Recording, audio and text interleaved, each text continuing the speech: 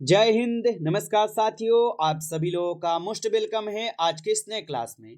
साथियों, आज की इस क्लास में हम सभी लोग जो है पढ़ने वाले हैं बीएसएससी कार्यालय परिचारी भर्ती 2026 के एग्जाम के लिए मोस्ट इम्पोर्टेंट प्रीवियस ईयर के क्वेश्चन को, जो कि साथियों आपके बीएसएससी कार्यालय परिचारी भर्ती 2026 के एग्जाम के लिए काफ़ी इम्पोर्टेंट है। तो आप सभी लोग जो इस क्लास को बिल्कुल अच्छी तरीके से लास्ट तक देखिएगा और इस क्लास में दिए जाने वाले इन सभी क्वेश्चन को आप अच्छे से जरूर याद कर लीजिएगा, जिससे कि आप जो अपने एग्जाम में सभी क्वेश्चन को आसानी तरीके से बना पाएंगे। तो चलिए साथियों, क्लास को स्टार्ट करते हैं।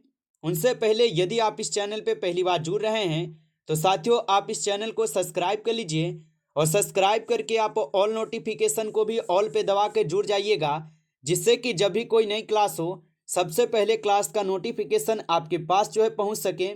तो आप इस चैनल को सब्सक्राइब कर लीजिए, साथ ही साथ आप जो इस क्लास को भी लाइक जरूर कर लीजिएगा।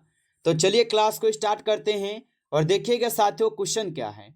साथियों क्वेश्चन है कि पूरा तन का विलोम शब्द है।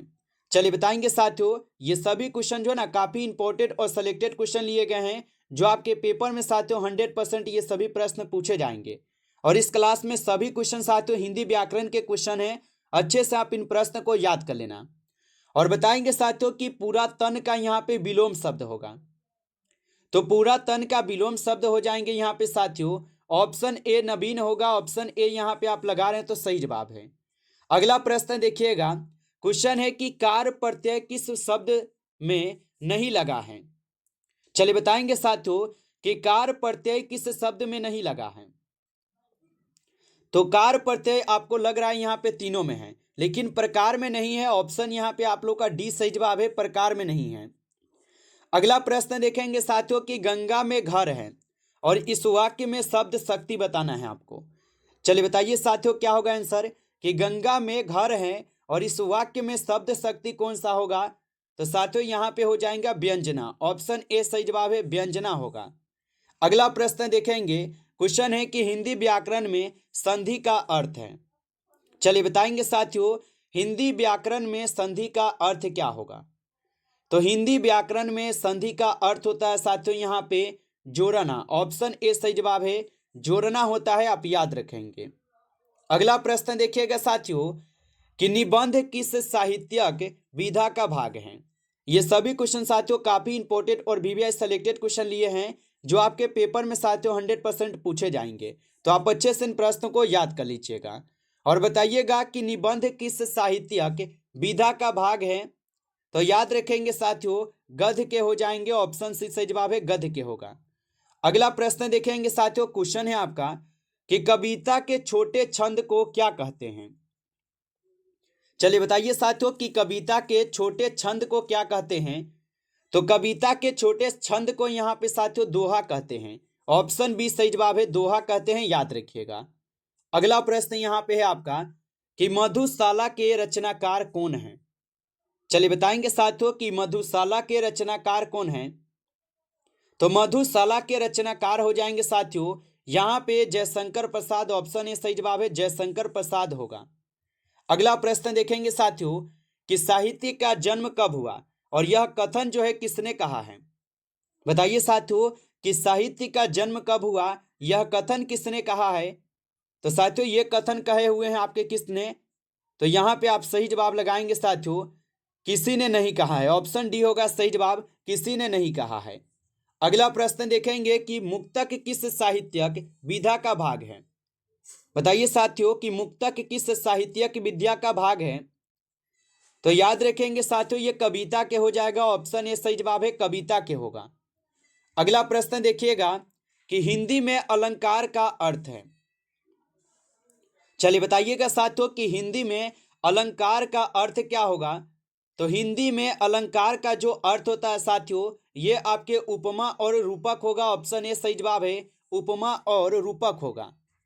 अगला प्रश्न देखेंगे साथियों कि अमर कथा किस प्रकार का साहित्य है। चलिए बताएंगे साथियों कि अमर कथा किस प्रकार का साहित्य होगा।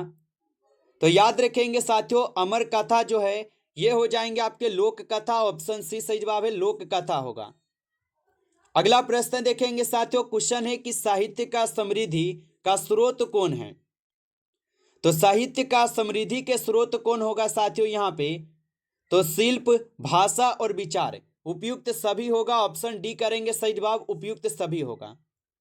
अगला प्रश्न देखिएगा कि साहित्यक काल का अर्थ है।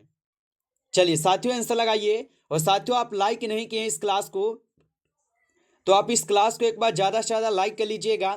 और नए जुड़े हैं चैनल पे तो आप इस चैनल को भी सब्सक्राइब करके आप ऑल नोटिफिकेशन को ऑल पे दबा के आप जुड़ जाइए, जिससे कि जब भी क्लास स्टार्ट हो सबसे पहले क्लास का नोटिफिकेशन आपके पास जो है पहुंच सके। तो आप इस चैनल को साथियों सब्सक्राइब जरूर कर लीजिएगा। और बताइएगा कि साहित्यक काल का अर्थ है। तो साहित्यक काल का जो अर्थ होगा साथियों ये समय हो जाएगा, ऑप्शन ए सही जवाब है, समय होगा। अगला प्रश्न देखेंगे कि हिंदी में लड़ाई का पर्यायवाची शब्द जो है साथियों कौन सा है? तो हिंदी में लड़ाई का पर्यायवाची शब्द कौन सा है? तो हिंदी में लड़ाई का यहाँ पे पर्यायवाची शब्द हो जाएंगे युद्ध, ऑप्शन बी सही जवाब है, युद्ध हो जाएगा। अगला प्रश्न देखेंगे साथियों, क्वेश्चन है कि किस साहित्यिक विधा में कहानी का यहाँ पे स्थान है? चलिए बताइए साथियों कि किस साहित्यिक विधा में कहानी का यहाँ पे स्थान होगा? तो साथियों याद रखिएगा गद्य में होगा, ऑप्शन सी सही जवाब है, गद्य में होगा। अगला प्रश्न देखेंगे, क्वेश्चन है कि प्रेमचंद्र का मुख्य कार्य क्या है? चलिए बताएंगे साथियों कि प्रेमचंद्र का मुख्य कार्य क्या होगा? तो प्रेमचंद्र का जो मुख्य कार्य है साथियों ये हो जाएंगे कविता लिखना, ऑप्शन ए सही जवाब है, कविता लिखना होगा, याद रखिएगा। अगला प्रश्न देखेंगे साथियों कि रूपक किसका यहाँ पे उदाहरण है? चलिए बताएंगे साथियों कि रूपक जो है ये किसका उदाहरण है? तो साथियों रूपक जो है ये उपमा का उदाहरण है, ऑप्शन ए सही जवाब है, उपमा का उदाहरण है। अगला प्रश्न देखेंगे साथियों कि हिंदी साहित्य का प्रथम आधुनिक कवि कौन है? तो हिंदी साहित्य का प्रथम आधुनिक कवि कौन है साथियों? तो याद रखेंगे कि हिंदी साहित्य का प्रथम आधुनिक कवि जो है साथियों यहाँ पे मैथिली श्री करण गुप्त होगा, ऑप्शन सी सही जवाब है, मैथिली श्री करण गुप्त। अगला प्रश्न देखेंगे साथियों कि कविता का यहाँ पे मुख्य उद्देश्य क्या है? चलिए बताएंगे साथियों कि कविता का यहाँ पे मुख्य उद्देश्य क्या है? तो कविता का मुख्य उद्देश्य होगा कि भावना व्यक्त करना, ऑप्शन सी करेंगे सही जवाब, भावना को व्यक्त करना। अगला प्रश्न देखेंगे साथियों कि साहित्य का उद्देश्य क्या है? चलिए बताएंगे साथियों कि साहित्य का उद्देश्य क्या है? तो साहित्य का उद्देश्य हो जाएंगे मनोरंजन, ऑप्शन ए सही जवाब है, मनोरंजन होगा। अगला प्रश्न देखेंगे साथियों हिंदी में रस का क्या अर्थ है? तो हिंदी में रस का क्या अर्थ होता है? तो हिंदी में रस का अर्थ होगा साथियों भावना, ऑप्शन ए सही जवाब है, याद रखेंगे। अगला प्रश्न है, और प्रश्न क्या है साथियों कि फूल का पर्यायवाची शब्द कौन है? बताइए साथियों कि फूल का पर्यायवाची शब्द कौन सा होगा? तो फूल का पर्यायवाची शब्द होता है साथियों यहाँ पे पुष्प, ऑप्शन ए सही जवाब है, पुष्प होगा। अगला प्रश्न देखेंगे साथियों कि साहित्य क्या अर्थ है? चलिए बताएंगे साथियों कि साहित्य का अर्थ क्या होगा? तो साहित्य का अर्थ हो जाएंगे कला और साहित्यिक रचनाएं, ऑप्शन बी सही जवाब है, कला और साहित्यिक रचनाएं होगा। अगला प्रश्न देखिएगा साथियों, क्वेश्चन है आपका कि बोलचाल का पर्यायवाची शब्द कौन सा यहाँ पे है? तो बोलचाल का पर्यायवाची शब्द कौन सा है?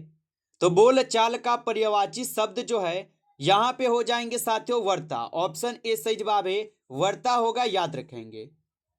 अगला प्रश्न देखेंगे साथियों कि हिंदी के प्रसिद्ध नाटककार कौन है? चलिए बताएंगे साथियों कि हिंदी के प्रसिद्ध नाटककार कौन है? तो हिंदी के प्रसिद्ध नाटककार जो है साथियों यहाँ पे हो जाएंगे आपके प्रेमचंद्र, ऑप्शन डी सही जवाब है, प्रेमचंद्र होगा। अगला प्रश्न देखेंगे, क्वेश्चन है कि साहित्यिक विधाओं में कितनी प्रमुख शाखाएं हैं? तो साहित्यिक विधाओं में कितनी प्रमुख शाखाएं होगा? तो साथियों याद रखिएगा दो शाखाएं हो जाएंगे, ऑप्शन ए सही जवाब है, दो शाखाएं। अगला प्रश्न है साथियों यहाँ पे कि अमृता प्रीतम का प्रमुख कार्य क्या है? तो अमृता प्रीतम का प्रमुख कार्य क्या है?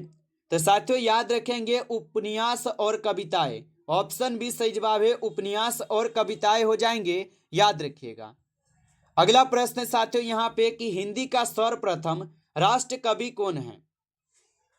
चलिए बताएंगे साथियों कि हिंदी का सर्वप्रथम राष्ट्र कवि कौन होगा। तो हिंदी का सर्वप्रथम राष्ट्र कवि जो है साथियों यहाँ पे हो जाएंगे आपके कौन, तो याद रखिएगा कबीर होगा। ऑप्शन सी सही जवाब है, कबीर है।